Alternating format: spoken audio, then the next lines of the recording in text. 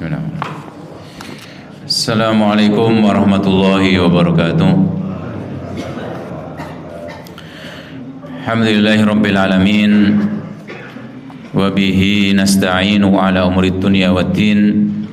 Wassalatu wassalamu ala al-mab'uthi rahmatan lil alamin nabiyina Muhammadin wa ala alihi wa ashabihi wa man sara ala nahjihi wa taba'a sunnatahu ila yaumiddin.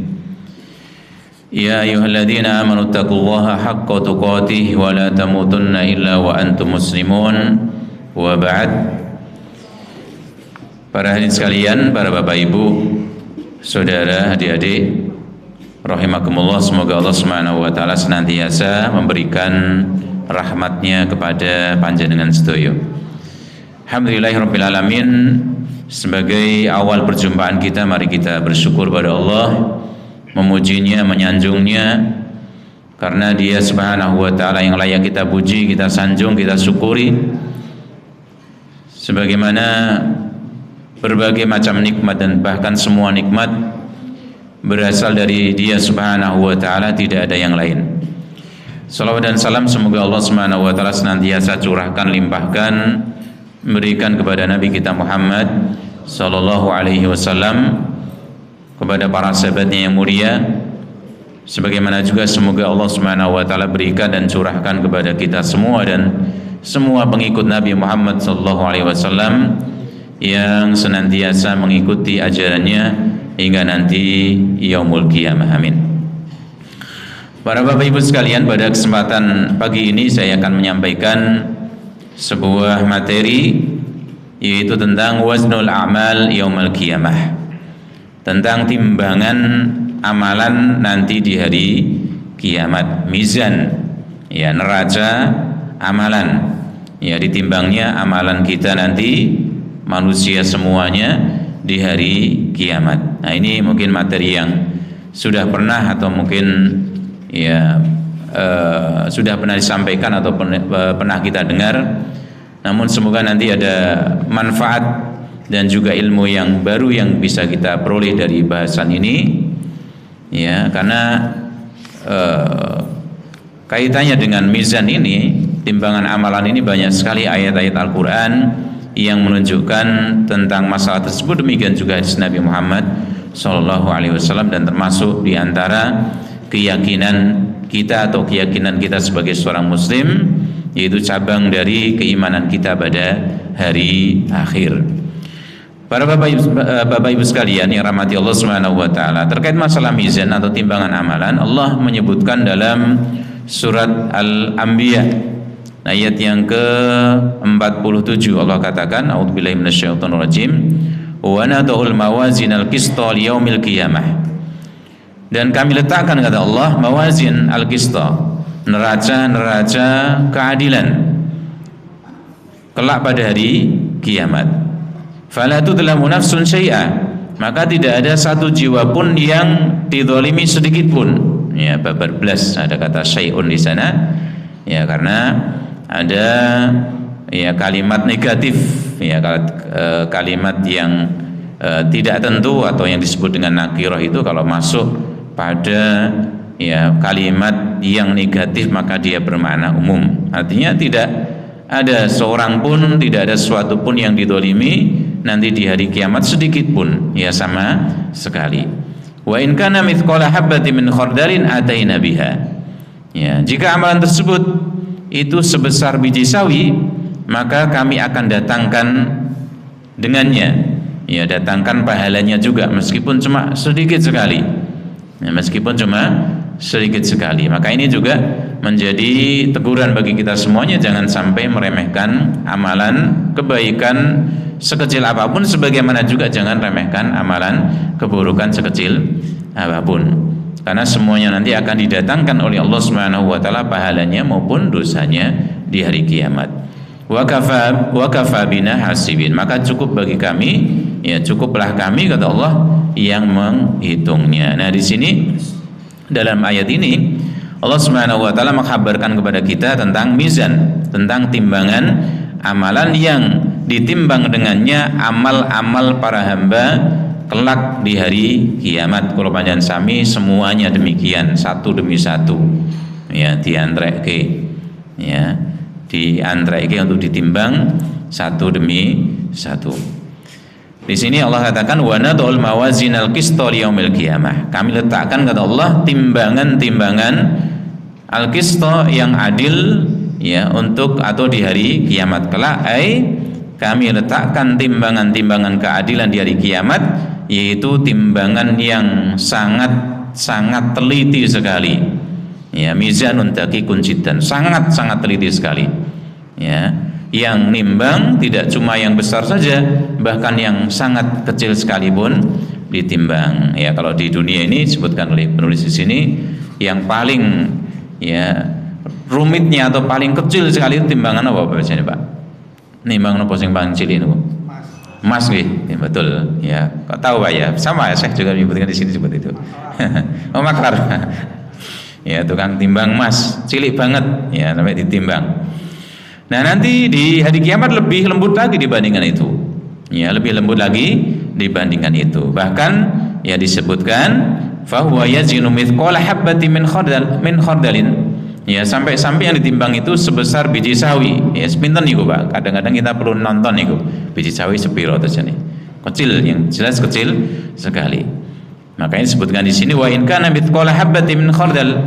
Meskipun dia yang didatangkan itu adalah amalan sebesar biji sawi, ataina biha. Kami datangkan dengannya pahalanya, dibalesi. Wa kafabina hasibin, dan cukuplah bagi kami yang menghitungnya. Ya, sebesar biji sawi bisa ditimbang sebagaimana ditimbang sebesar semut sing paling cilik banget geremet. Nah, sing arep nimbang ya sapa yen sing ning donya niki nggih. Ya wonten ing ilmuwan Pak biasanya Pak ya. Kecil. Ya, ini menunjukkan apa ukuran yang sangat kecil sekali. Allah katakan famay ya'mal mithqala dzarratin khairan yara. Maka barang siapa yang beramal mithqala dzarratin ya sebesar semut kecil, ya seukuran semut kecil, ya kebaikan, maka dia akan melihat balasannya. Wa may ya'mal mithqala dzarratin syarran yara. Sebagaimana dia kalau beramal ya yang sangat kecil seukuran semut keburukan, dia juga akan melihatnya. Nah, juga disebutkan dalam sunnah Nabi, dalam hadis-hadis ya sebagai penjelas, lebih jelas lagi karena di ayat itu masih global, itu masih disebutkan timbangan itu tidak disebutkan ciri-cirinya. Nah, dalam hadis Nabi SAW disebutkan secara ya rincinya, tafsilnya. Ya, sebagaimana juga hal-hal yang lain dalam Al-Quran ada yang masih global sekali, ya masih umum sekali. Ya, penjelasannya kita akan temukan dalam hadis Nabi. Sebagaimana misalnya wudu lebih komplitnya dalam hadis, sebagaimana sholat bahkan ya minat takbir ya taslim, dari takbir sampai salam dijelaskan secara rincinya, mufassalnya, tafsilnya dalam hadis Nabi Muhammad SAW. Nah, dalam hadis disebutkan dalam sunnah itu bahwasanya nanti mizan atau timbangan amalan di hari kiamat itu punya dua anak timbangan, ya dua pinggan Pak ya, dua anak timbangan. Yang satu tudaul hasanat fi kifatin, yang satunya untuk meletakkan kebaikan, dan yang lainnya ya anak timbangan yang lain untuk meletakkan keburukan. Kemudian ditimbang dengan itu mana yang lebih berat. Fa in thaqulat kifatul hasanah walau bihasanatin wahidah kana min al-jannah. Kalau lebih berat timbangan kebaikan meskipun kaca ikur siji tok, kaca ikur satu kebaikan, ya podo iki jane, ya buruk dengan baiknya itu sama, cuma iki bedone gur siji tok til. Ya, Jawa penak tambah til itu wis berarti kan siji tok nil gitu Pak ya. Itu bagaimana? Itu berarti berat kebaikannya, maka dia termasuk penduduk surga. Wa in rajahat kifatu sayyi'ah walau bi sayyi'atin wahidah kana min ahlin nar. Ya. Dan kalau kemudian ya timbangan keburukannya itu lebih berat meskipun cuma beda satu, tipis sekali ini. Ya, tipis banget.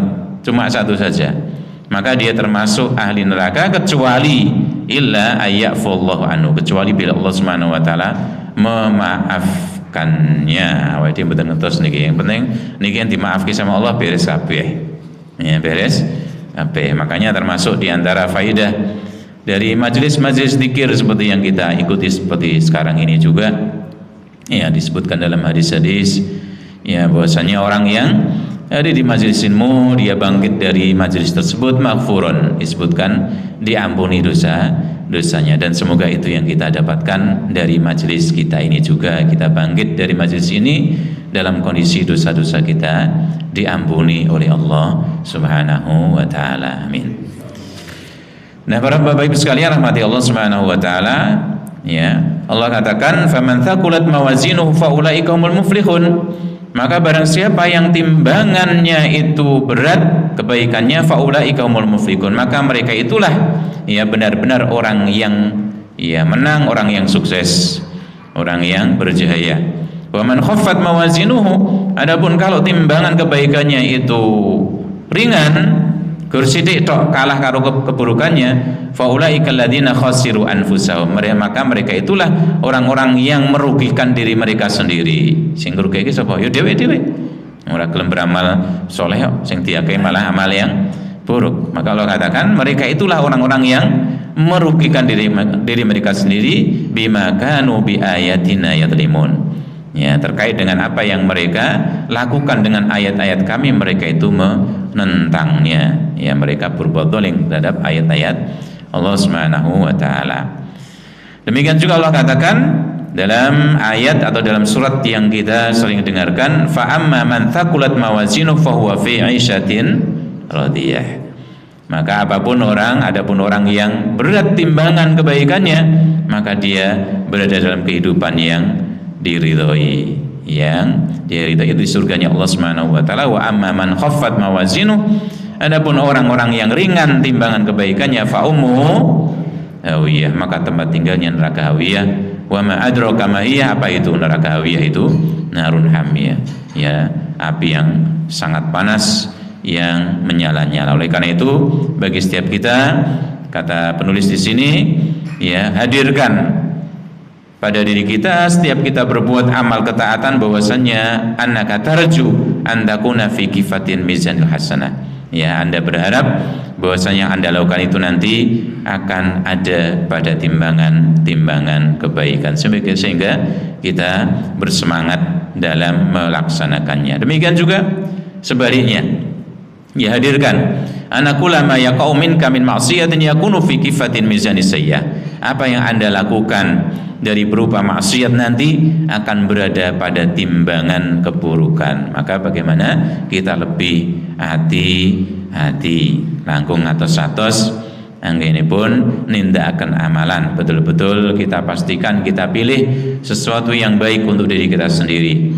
Ya, karena semuanya akan memanen apa ya yang sudah dilakukannya sendiri di dunia ini. Nah, para Bapak Ibu sekalian rahmati Allah Subhanahu wa taala, nanti di hari kiamat itu manusia ya terkait dengan timbangan tadi itu dibagi menjadi beberapa macam, 3 macam. Apa itu? Yang pertama, unasun, ya ada orang-orang yang ya timbangan kebaikannya itu lebih berat, fayakununa fil jannah, maka mereka itu nanti berada di surga.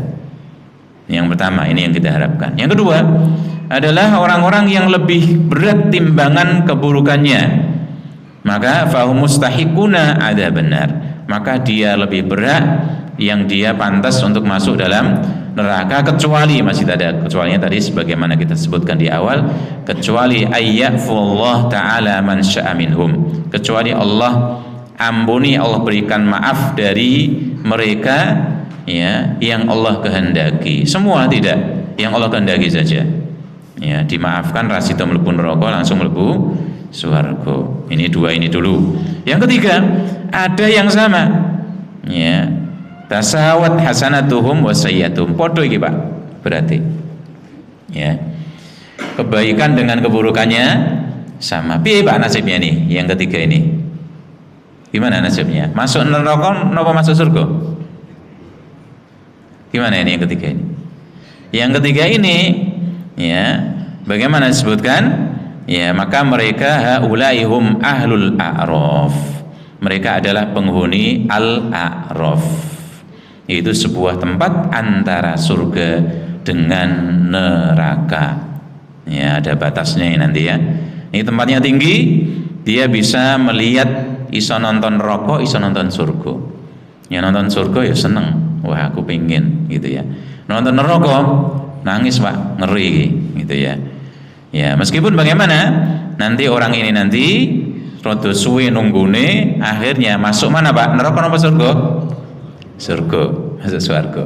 Ya, karena dia punya kebaikan, meskipun sama dengan keburukannya dalam timbangannya, gitu ya. Dengan mereka nanti wa fi nihayah yadkhuluna jannah bi rahmati arhamir rahimin.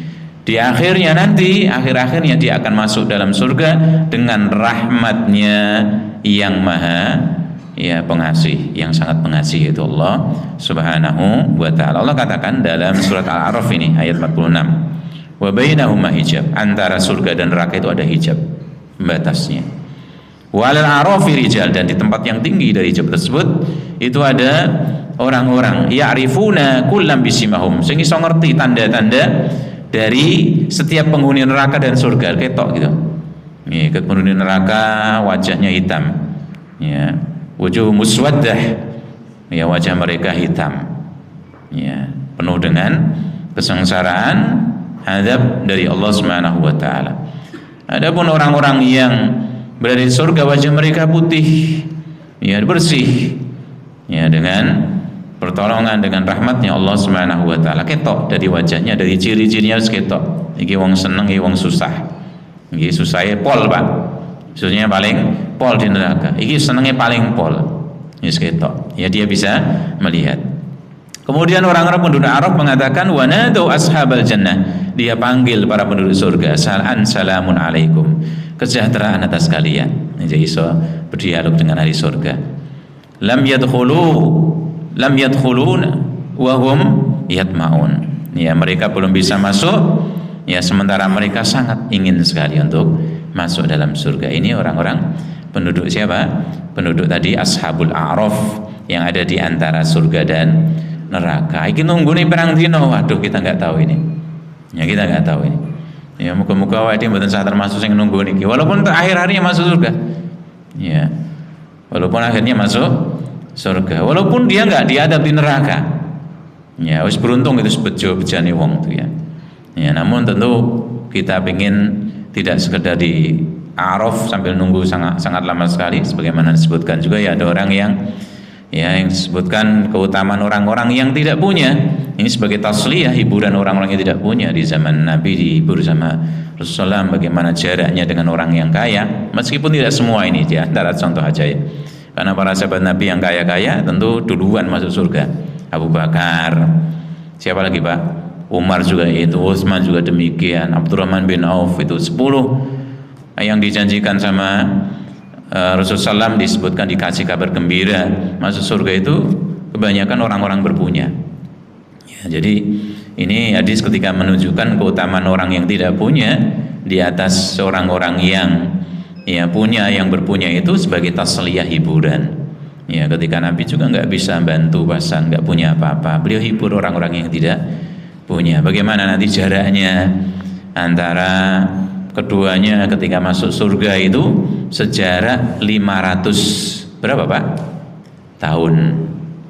Ya, ditunggu koncone iki mbiyen ning donya koncone tunggu wis mlebu, orang yang enggak punya tadi sudah setahun masuk surga rung ketok koncoku iki. Ning endi iki ya? Tunggu rong tahun rung ketok. 10 tahun ditunggu ya rung ketok meneh. Duh kok suwe men iki. 20 tahun rung ketok. 100 tahun ya rung ketok. Ya, 200 tahun belum kelihatan lagi. 300 tahun belum kelihatan. 400 tahun suwi banget itu, lama sekali itu. Belum kelihatan. 500 tahun lagi uduk-uduk mlebu surga, Pak. Ning endi iki wah urusanku akeh banget. Hisabe panjang. Ditanya dari mana, ditanya dibelanjakan kemana dari hartanya. Itu Pak ya. Nah, ini kita jadi di sini Ashabul A'raf nanti meskipun akhir-akhirnya masuk dalam surga, namun dia masih nunggu cukup lama di A'raf tadi, tempat yang tinggi antara surga dan neraka. Ya ini ya. Nah ini para Bapak Ibu sekalian rahmati Allah Subhanahu wa taala. Ya. Timbangan amalan-amalan yang ada tadi itu sangat ya teliti sekali, ya paling polnya telitinya. Ini juga menunjukkan ala azimi adlillahi ta'ala, menunjukkan tentang keadilan Allah Subhanahu wa ta'ala. Ambakno berbuat baiknya sedikit sekali, ya kita ya apa ya, orang menjaji lah kalau menurut kita, ya tidak orang menjaji, tapi Allah Subhanahu wa ta'ala tetap hitung itu. Allah nggak zalim dengan hambanya. Apa yang kita lakukan meskipun cuma sedikit, ya itu Allah akan balasi. Makanya di hadis juga sebutkan bagaimana orang dia berinfak kecil sekali itu, infaknya cuma sebutir kurma toh, ya sebutir apa Pak? Kurma tok. Sebutir kurma saiki wong buka kai kurma siji tok ya mangkat mboten Pak ngeten-ngeten. Masjid Al-Ikhlas, ya undangan buka bersama, ya apa menunya nanti sore, menunya adalah 1 butir kurma. Do mangkat apa ora kira-kira Pak? Ya ora mangkat no kursi tok, ya ora mangkat Pak, ya 1 butir tok nih Pak, ya, Pak. Nah tapi bagaimana disebutkan dalam hadis, bagaimana orang tadi berinfak 1 butir kurma yang dia lakukan ikhlas. Nah ini yang penting ini, ya kecil sekalipun yang penting ikhlas karena Allah Subhanahu wa ta'ala, nyari ridhonya Allah Subhanahu wa ta'ala. Maka disebutkan ya seperti seseorang yang ya dia itu mentarbiyah, mendidik, atau dia ngingu faluah, apa namanya, kuda kecil, ya kuda yang kecil disapih saka induknya, kemudian bagaimana dia piara sampai disebutkan dalam hadis sampai itu kudanya iso nganti segede gunung, sebesar gunung, padahal infaknya seberapa tadi? Cuma 1 butir kurma. Nah ini menunjukkan pada kita bahwasanya amal-amal kita yang kecil sekalipun sing apik-apik oleh Allah tidak akan lupakan itu dan mesti akan mendapatkan balasan. Nah ini para bapak ibu sekalian rahmati Allah Subhanahu wa ta'ala, sebagaimana juga disebutkan oleh para ulama juga ya, ya termasuk hal-hal yang demikian juga yang kaitan dengan hal-hal yang sunnah itu, mari ada bagian kita yang tidak perlu kita tampak-tampakkan sama orang lain dari amal kita. Ini membuat orang jadi istimewa. Sebagaimana Imam Malik bin Anas itu Pak, Malik imam terkenal, ya gurunya Imam Syafi'i juga. Ya beliau dari sisi ibadahnya yang tampak dari orang lain, dari puasanya sebagainya kalah Pak. Ya. Namun beliau punya keutamaan yang lebih dibanding orang-orang yang lain sezamannya, bahkan mungkin sampai hari ini juga ya. Maka bagaimana Imam Adz-Dzahabi ketika menceritakan demikian, di samping ilmunya, jelas ilmunya, karena ilmu ya itu apa? Itu adalah hal yang menjadikan orang tinggi derajatnya. Namun nggak cuma itu. Beliau katakan, saya yakin ya, karena Imam Malik itu punya amal-amal yang ya sarirah, yang dia lakukan secara sembunyi, yang baik ya, amal kebaikan yang dia lakukan tidak tampak oleh orang lain. Nah ini hendaknya setiap kita juga punya bagian dari itu, entah zikir kita di rumah atau dimanapun orang nggak tahu, sholat sunnah kita juga demikian, sholat malam kita atau puasa atau yang lain sebagainya, yang kita sembunyikan itu dari orang lain. Yang penting antara kita dengan Allah Subhanahu wa ta'ala saja yang tahu. Maka ini punya nilai ya yang luar biasa di sisi Allah Subhanahu wa ta'ala. Makanya Allah Rasul mengatakan, innallaha, sungguhnya Allah Subhanahu wa ta'ala itu yuhibbu, mencintai al-abda, seorang hamba, at-taqi, yang bertakwa, al-ghani, yang cukup, dia merasa cukup dengan Allah Subhanahu wa ta'ala, ya tidak butuh dengan yang lainnya, ya al-khafi, dan dia tersembunyi. Nah maka hendaknya setiap kita punya bagian itu, ya hal-hal yang kita sembunyikan dari orang lain, yang itu adalah kebaikan, ya termasuk amalan-amalan yang ini tadi, yang sunnah-sunnah Pak ya. Jadi mboten sah kalau bisa rasa diupload, ya yang sakit mboten sah diupload kecuali dia ada maslahatnya, ya untuk anak-anak kita misalnya, atau anak didik kita, murid-murid kita, nggak apa-apa karena kita menyemangati mereka. Tapi untuk orang yang umum bahkan tidak kita kenal, ngapain ditunjukin? Ya benar, sah sholat tahajud malah dicekrek-cekrek. Alhamdulillah sudah bisa sholat tahajud. Orang apa ya, jangan nggak masalah ini. Mungkin menyemangati orang lain, tapi hati-hati gitu loh Pak. Karena memang setan itu ya bisikannya seperti itu. Kadang-kadang pertama pengennya ikhlas gitu kan. Akhirnya lama-lama bagaimana? Ya bisa kemasukan. Ya ria, sum'an sebagainya. Maka ya minimalkan. Kecuali sekali lagi ada maslahatnya, ya panjenengan timbang, oh ini ada maslahatnya ini. Oh murid-murid saya bangunkan sebagainya. Anak-anak saya ini, ya sing ning adoh misalnya dibangun nduk do tangi kip bapak wis tangian karo ibu. Ya ayo salat malam. Enggak masalah. Karena untuk anak-anak kita sendiri gitu ya Pak ya. Nah, para Bapak Ibu sekalian rahmati Allah Subhanahu wa taala. Nah, ini sampai jam berapa? 20 menit ya, Pak? 5:04. Oh ya. Nah, para Bapak Ibu sekalian, di antara amal-amal yang memberatkan kita, memberatkan timbangan amal kebaikan kita di hari kiamat, di antaranya adalah yang pertama at-tauhidul khalis. Tauhid yang bersih, yang jernih. Ya, sebagaimana hadis bitokoh yang sering disebutkan. Rasul mengatakan, innallaha sayukhalisu rajulan min ummati ala ru'usil khalaik. Sungguhnya Allah Subhanahu wa taala akan nanti mengeluarkan dari seorang dari umatku, kata Nabi, dari umatku, itu umat Islam, umatnya Nabi Muhammad SAW, ala ru'usil khalaik, di hadapan para makhluk di hari kiamat, yaumul kiamat. Fayansuru alaihi tis'atan wa tis'ina sijilan, maka akan dihamparkan badannya 99 lembar catatan. Kullu sijilin mithlu maddil basar. Ya, setiap lembarnya itu sejauh pandangan mata. Isinya keburukan. Isinya catatan dosa dan maksiat. Kemudian orang ditanya sama Allah Subhanahu wa taala, "Tsumma yaqul atunkiru min hadza syai'an?" Ya, apakah engkau ingkari ini semuanya? Oh hambaku. Adzal maka katabati al-hafidun, apakah malaikat pencatatku yang catat amalan kita itu, ya apakah dia berbuat dolim padamu sing kudune ora salah ditulis salah misalnya, atau kesalahan tonggomu kayak kowe misalnya, ya ada seperti itu. Wa yaqul la ya rabbi, tidak ya Allah, tidak ada sama sekali.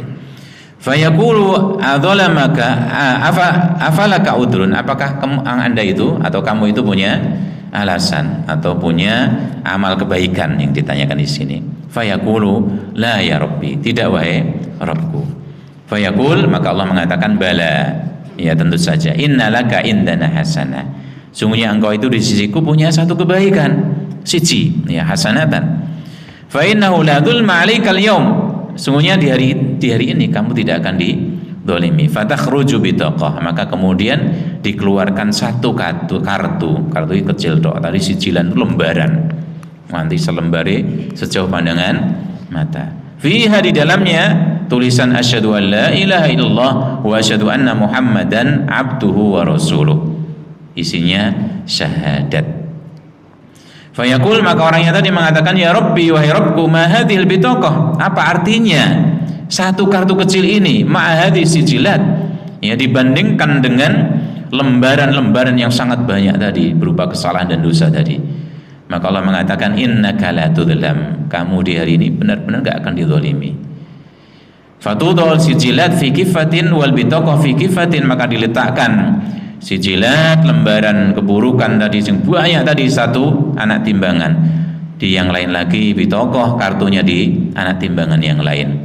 Fatosat sijilat wa taqulatil bitokoh, ya kartu tadi berat banget, sedangkan ya lembaran-lembaran tadi terangkat. Ya fala yadhkuru ma'asmillahi syai'un, maka tidak ada yang lebih berat ya bersama nama Allah Subhanahu wa taala sedikit pun. Ini menunjukkan bila tauhid kita itu lurus bersih, maka menjadi pemberat timbangan kita yang bahkan yang sangat berat di sisi Allah Subhanahu wa taala. Yang kedua, di antara hal yang menjadikan amalan atau timbangan kebaikan kita menjadi sangat berat di hari kiamat adalah husnul khuluq, akhlak yang mulia. Ya, Rasul mengatakan athqalu syai'in fil mizan yaumal qiyamah al-khuluqul hasan. Ya, suatu yang paling berat itu, yang paling berat di hari kiamat, ya yaitu akhlak yang baik. Kenapa demikian? Kata penulis di sini, ya, wa inna makana al-khuluqul hasan min athqali ma yakunu fil mizan. Ya, akhlak yang mulia itu menjadi yang terberat di timbangan besok. Kenapa? Li'annahu yashabuhu a'malun shalihah katsirah. Ya, karena akhlak yang mulia itu nanti mesti dibarengi dengan amalan-amalan kebaikan yang banyak sekali, Pak. Ya, akhlak yang mulia itu kan sebutkan diantaranya sebutkan ringkesnya sama Hasan al-Basri itu apa? Berbuat baik sama orang lain. Ya, tidak ganggu orang lain. Ya, kemudian ketika ketemu dengan wajah yang menyenangkan. Nah, ini akhlak yang mulia diantaranya contohnya. Ya, ketika orang berakhlak mulia maka dia akan lakukan, akan dibarengi dengan banyak sekali ya perbuatan atau amal-amal kebaikan. Contohnya ilqa'is salam, mengucapkan salam. Wa husnul muamalah, dalam muamalah yang baik dengan orang lain. Ya, kaful ada, termasuk enggak ganggu orang lain. Ya, menunaikan hak kaum muslimin. Ya, seperti misalnya apa? Ittibaul janais. Ya, mengikuti atau mengantar jenazah yang Rasulullah mengatakan man tabi'a janazatan, barang siapa yang mengikuti jenazah hatta yusalla 'alaiha, ya sampai disolatkan, wa yafragh minha falahu qiratan, ya dia solati, ikut menyolatkan, kemudian sampai mengantarkan ke pemakaman, maka dia mendapatkan pahala 2 qirat. Ya, kalau sholat saja maka dia dapatkan 1 qirat. Rasulullah mengatakan walladzi nafsu Muhammadin biyadi lahu athqalu fi mizanihi min Uhudin. Ya, qirat itu kata Nabi, ya itu demi Allah kata Nabi lebih berat di timbangan kebaikannya nanti dibandingkan gunung Uhud. Berarti kan abot banget, Pak. Nah, ini akhlak yang mulia. Ketika seorang berakhlak mulia, dia akan tunaikan hak kaum muslimin, termasuk jenguk orang sakit. Ya, kan pahalanya besar sekali itu. Ya, husnul muamalah, kadang-kadang dia ketika ketemu dengan orang yang susah, yang utang sama dia, ya betul-betul raiso bayar, dikasih tunda. Ya, tunda apa, Pak? Pembayarannya wis ya datang baik-baik. Nah, iya rada angel zaman saiki.